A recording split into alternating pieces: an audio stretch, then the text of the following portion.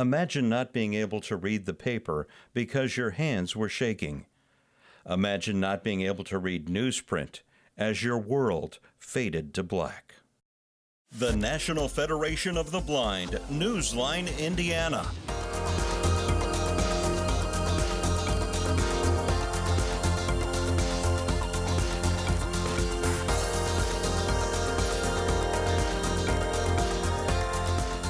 With your host, Lee Martin, and co-host, Florence Myers-McSwine.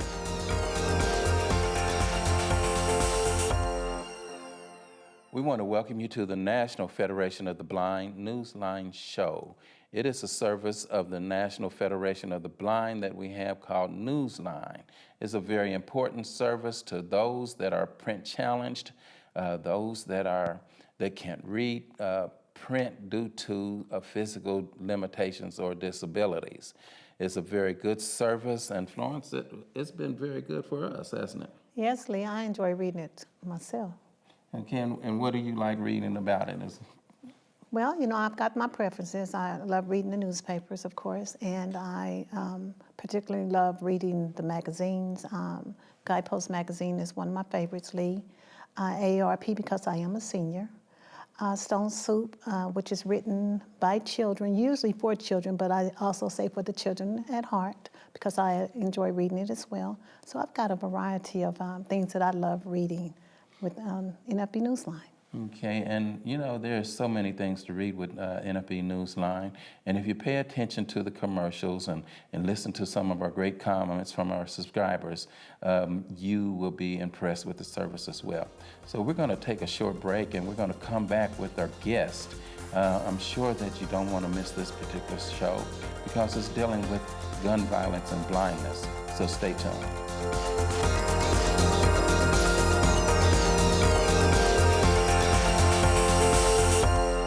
If you or someone you know is visually impaired or print challenged, the National Federation of the Blind has a resource you need. Wow, I scored a touchdown when I found sports on NFB Newsline.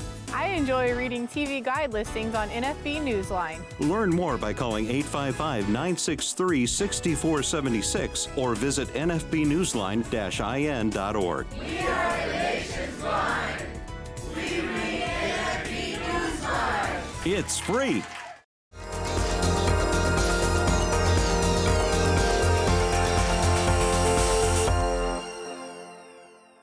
Well, welcome back to this segment of the National Federation of the Blind, Newsline, Indiana.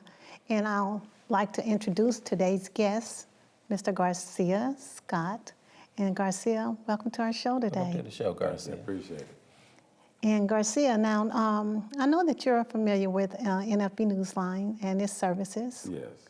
And now, do you prefer reading newspapers or magazines or both, or is there any preference? Yeah, I like the real estate ad, sports, and like you said, AARP. I'm not You're not quite a senior that old, yet. but I'm still a young man. But yeah, I like the AARP and sports and real estate. Okay, so you are a member of the National Federation of the Blind? Yes, I have. About 20 years. 20 years? Yes. Oh, wow. Okay, and you're a member of what chapter? The Circle City chapter of Indianapolis, yes. Okay, so Indianapolis has two chapters, correct? Yes. The Indianapolis chapter and the Circle City chapter? Yes. Okay, and who is the state president with the Indiana affiliate? Ron Brown. President Ron Brown? Yes. Okay. So there has been a lot going on in your life. Now, were you born blind? No, I wasn't born blind. I had an incident. Yeah, it's coming up on 25 years. I had got shot. Yes. Okay. Now, prior to that, 25 years, prior to you having the incident, as you know, today's show is on gun violence and blindness. Yes. So, what was your life like prior to that? You went to school here? Are you from Indianapolis, Indiana? Yes, I went to Howell High School. I graduated in the 80s. Matter of fact, 1985. Yes, and I'm from the south side of Indianapolis, and productive citizen, and I always worked, had a job, and things of that nature, and I've always been productive, you know, and even as a blind person, as right to this day, I'm still productive, but I'm doing some things outside of my job too, you know. Okay, we'll get to that in a second. So now you were very productive and you had aspirations. And at that point in time, as a blue-collar worker, am I correct? Yes. You had aspirations to do what? Well, I deal with a lot of music, mixing and blending music, and I also like real estate. As I said before, I mentioned real estate, but those are the two things, my two goals, and I'm still working on that to this day, and some positive things is coming from that as well. Okay. Now, what I'm trying to get at is when you were a sighted person, Yes. you had aspirations to go to work with Daimler Chrysler? Yes. Okay, and you know, so what inspired you to want to work with you know, automotive industry? Well, I always been good with my hands, and I had an uncle that was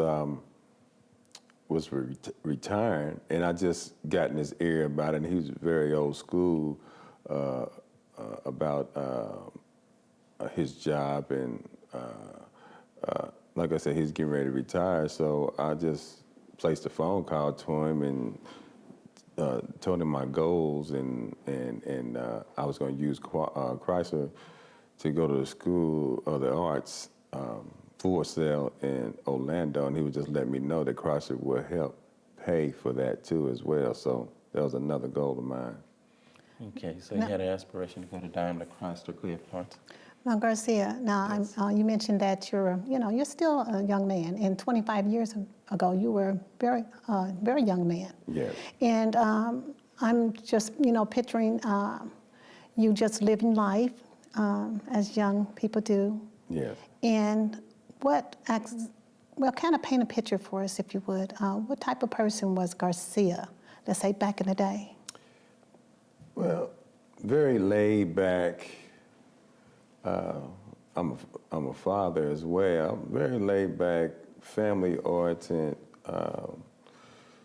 going to work, but I always had dreams and goals of doing things for myself.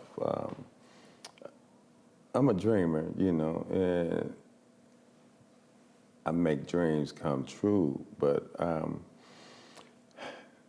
it's a step-by-step process, but very laid back. Like I said, I was a father as well, still a father, and just working hard and just being young and living my life. And you really loved music and that type of scene as well? Oh, yeah. They met people in the music industry, Jeffrey Osborne, Casey of Jodeci, Larry Blackmon, a lot of people. Yeah, I'm just kind of listening to your voice. You've got that type of voice, Garcia. Oh, no, I'm not like Barry White. He'll shut it down. Well, you've got that type of voice, basically. Were you into radio or anything like that? No, I know people in the industry, but me, myself, no. I used to look at the videos and music videos on TV and just being around the music scene and looking different equipment. I learned by just being quiet and just looking how they work the machinery. I was basically amazed of working the machines and stuff like that behind the scenes and being a DJ producer type guy. Okay, you were a DJ.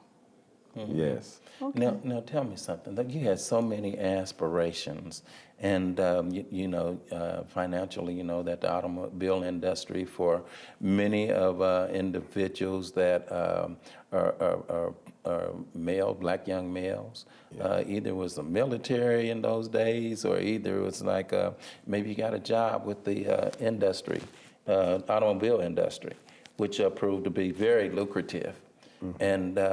You had those aspirations, and you had a path, and that path was interrupted. let's talk about, let's go back to the evening you received the notification that you had a job Yes. with Chrysler. Yes. And how did that make you feel when you knew you had a job suddenly? You know you got something that can help you get the financial means. You can do your blue collar work and support yourself, support your family. I mean, how did you feel about that when you heard you had that job? I had a smile on my face. I'm glad that my uncle had enough confidence in me to even pass my name along, and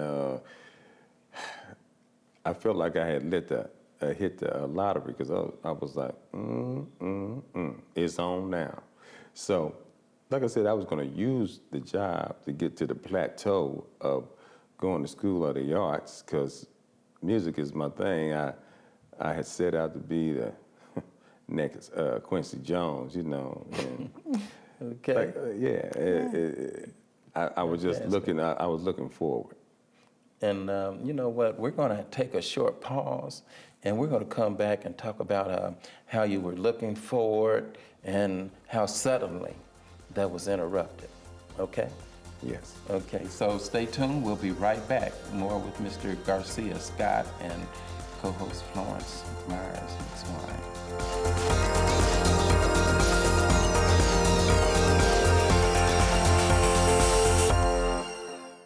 With my failing eyesight, I'm not able to read regular newspapers, and I'm not able to keep up with obituaries. I've been a homemaker all of my life, but since my vision has failed, I wish I could read my favorite magazines. Have you heard of the NFB Newsline? Learn more by calling 855-963-6476 or visit nfbnewsline-in.org. Subscribe free to NFB Newsline today.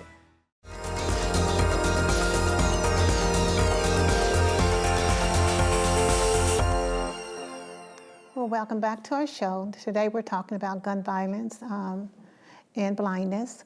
And just thinking over some information from gunviolencearchive.org, that 7 young adults under the age of 20 lose their lives every day due to gun violence. And that's a very alarming statistic for around the country. It is. And also they indicate that 1 out of 3 citizens know of someone has been shot or have died through homicide, gun violence. And that's most disturbing. It's very disturbing. And, you know, we have a guest here today, Mr. Garcia Scott, that succumbed to gun violence and was blessed enough to survive it and be here with us today. And he's here to share his story and how he has come from trials to triumphs and just where he wants to go. And so in this segment, we're going to talk a little bit about his aspiration. I mean, the incident as it happened and some of the aspirations that he had prior to the incident. And so just take time and let's listen to Mr. Garcia Scott. Garcia, welcome back to the show again. Thanks. Okay, now we left out prior to commercial talking a little bit about the excitement that you had, the energy that you had, knowing that you had so-called hit the lottery with a job that had wealth tied to it. Yes. And all you needed was a little sweat and work as a blue-collar worker. Yes. And you had other aspirations as to get into the arts, and you was going to use that as a springboard to do what you needed to do. Yes. So tell us about, you know, the celebration, the energy, and then, you know, just, you know, where were you and all that? Well, when I got the postcard from Chrysler, like I said, I felt like I had hit the jackpot because I was just looking toward working there and using the company to get where I wanted to be, which, you know, is the School of the Arts, mixing and blending music. And I just felt like that was going to be, I was always into music, even as a kid, because I used to, you know how you get the vinyl record and you got the album and you got the Isley Brothers, the Commodores or whatever, and they got on their little costumes or whatever, and they pose in it. But see, I look at the engineering part and who did the music, who arranged it, who sung the vocals, the background vocals, the lead and stuff like that. So without the producer and the people who write the music, it wouldn't be no music. So that was my thing, and I paid attention to all that. And I like old school, and I like some of the music now, but like I said, it's just mainly the music that I was interested in, and I was going to use that as a plateau. Okay, so you were excited, you got the postcard, Yeah. and so you decided to get together with your family and friends and celebrate, right? Right. Tell us about that. Well, I had told, I had let some of my cousins and friends know about it, so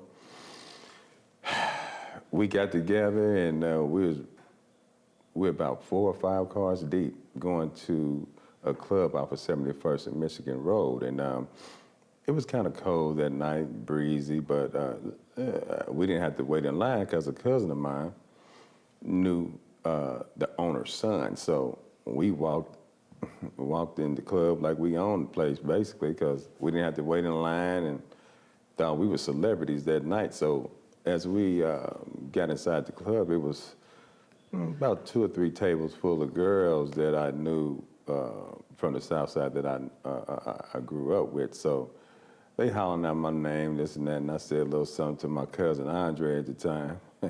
And so I said my hellos and just proceed to walk to the back of the club. So I'm back there with my family and friends, and we just chilling. So I got tired of being with a bunch of men, so I said, man, you man go over here and holler at these females. So that's what I was doing, you know, just chilling with the females. But soon after that, a fight had broke out in the club. So a member of the people that I was with, which was the owner's son, he got on the microphone.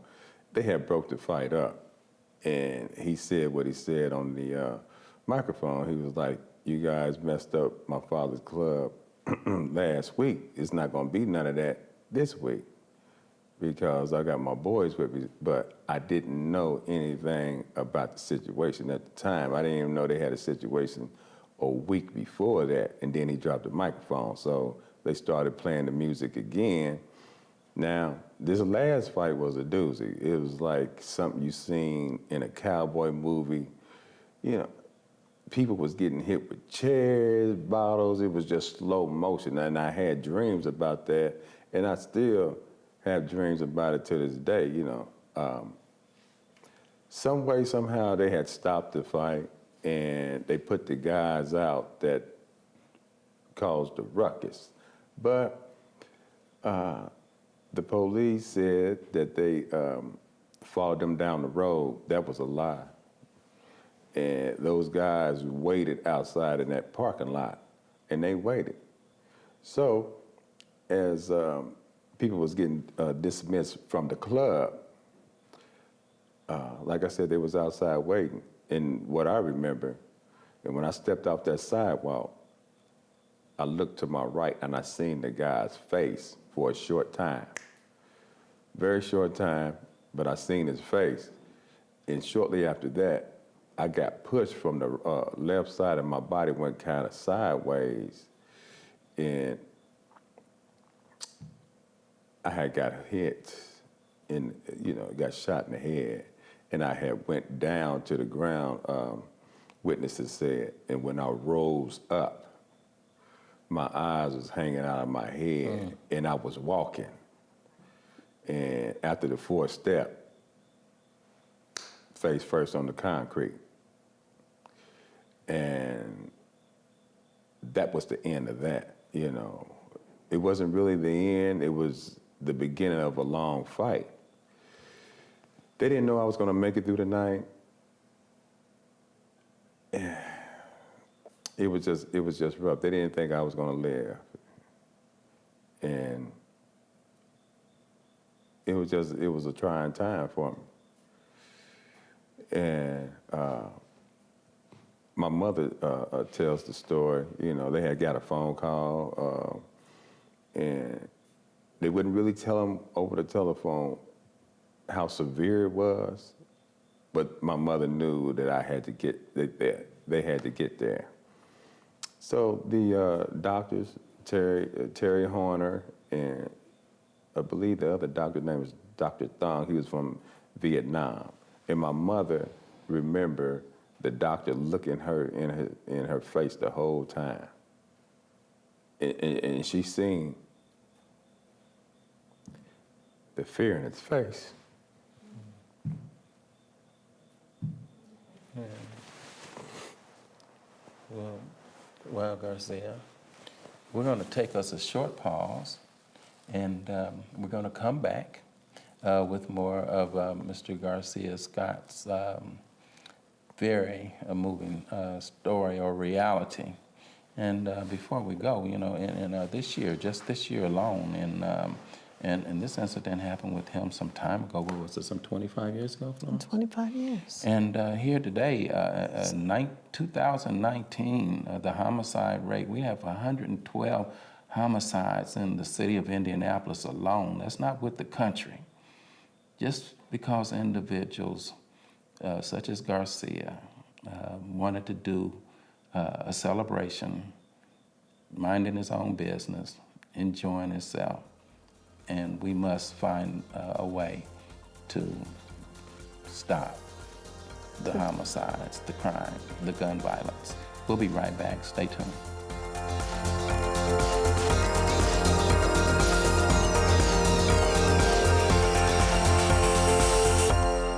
The National Federation of the Blind knows that blindness is not the characteristic that defines you or your future.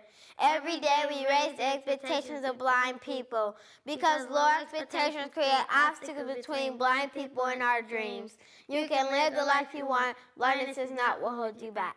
I'm Danny Wayne Beamer, Program Manager of the Elder Blind Program at the Will Center in Terre Haute, Indiana. I introduce the NFB Newsline to seniors in 13 southwestern counties in Indiana. I also utilize the NFB Newsline for my radio station public affairs shows. The NFB Newsline. Experience it today. Learn more by calling 855-963-6476 or visit nfbnewsline-in.org. We are the nation's blind, and we read NFB Newsline.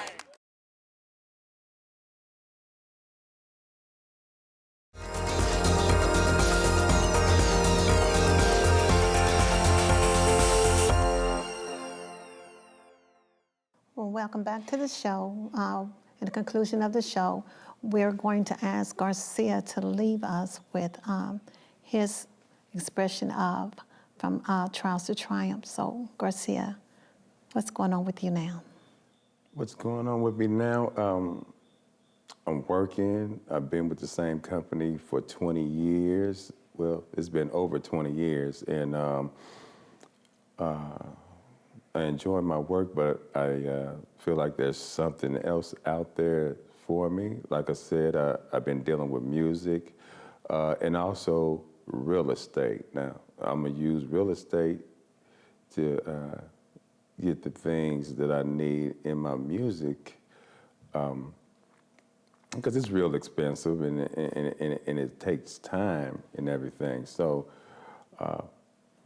far as my job, like I said, I've been there 20 years, and I'm just very fortunate to even have that job for that long because there's a 70% unemployment rate in the blind community, and I didn't know anybody that was blind. I didn't know even if blind people work, but they do. They pay taxes.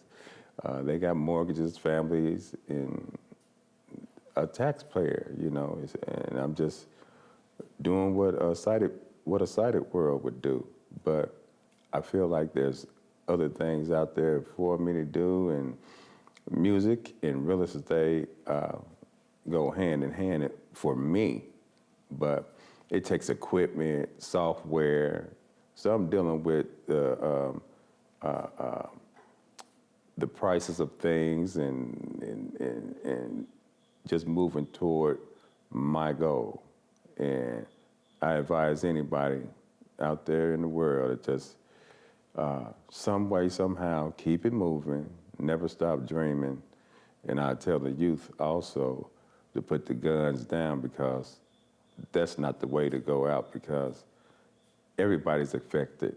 You, the family, and the victim as well. You know, the whole world is compacted by gun violence. Just put the guns down. Well, Florence, it's been a very moving show. And Garcia, we want to thank you so very much for coming on to the show and sharing so very much, you know, I mean, overcoming such a tragedy and still be able to live, to talk about it and to share. I mean, you are a true blessing to our community, and we wish you well. And if there's anyone that's out there that's listening that can assist Garcia with his goals of getting into the music and with real estate, please give us a call on the screens that we do have, the numbers that we have on our screen. Can I say something else? Yes, sir, go ahead. Tyler Perry, I'm looking for you. So hopefully Tyler Perry, we can get this over to him. And I bet you 10 million other people are looking for Mr. Tyler Perry at this point in time as well. And so we just want to say from the National Federation of the Blind, you can live the life you want. Every day, the National Federation of the Blind has someone advocating for people with disability, people that are blind, simply because we know blind people have lives too, and we have a lot of challenges. And as you heard Mr. Garcia speak about the cost of equipment, we have some legislation, the ATAA, Access Technology Affordability Act, with the National Federation of the Blind. Look us up on nfb.org, call your congressman, let them know the value of them supporting Access Technology Affordability Act. This is Blind Awareness Month, and you'll be seeing us around more and more. Take good care. God bless. And thank you once again, Mr. Garcia Scott. Thank you.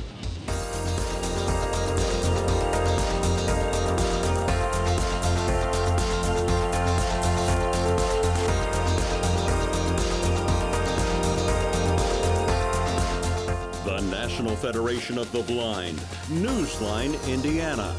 For more information, go to nfb-in.org